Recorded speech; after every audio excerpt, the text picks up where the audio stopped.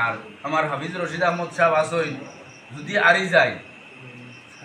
যদি আরি যায় আমরা আর কেউ দেখতাম না। এখন তান তো গুয়াহাটিত যাইবা গিয়া তান বাড়ি গড় বুট সারা হইল গুয়াহাটিত, ব্যবসা গুয়াহাটিত, আমরা আর ধরতে হইলে পাইতাম না।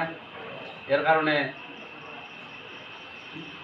একটা জিনিস হইল, আজকে যদি পারুল চৌধুরী আমরা সহযোগিতা সারাই মিলিয়া না করি, হাইকোর্ট দিনের নেতৃত্ব দেওয়া মানুষের অভাব হয়ে যাব।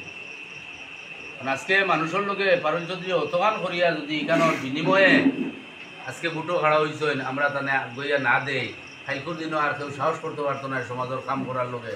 কারণ কাম করিয়া তো এখান বিফল হয়ে যাব, আজ পারুল চৌধুরী সোলামনার যে 45টা পরিবারকে গড় বানাইয়া জায়গা দিয়া দিতরা, তখন তো যখন আরম্ভ করছেন তখন তো এমপি ওয়ার দান্দা আসিল না, তখন তো এগুলো এসি আসিল, এখান তো জানতাও না এগুলো জেনারেল হইব। কিন্তু মানবতার দিক দিয়া এরা খান্দন দেখিয়া তাই কিতা করছেন, এরারে আশ্রয়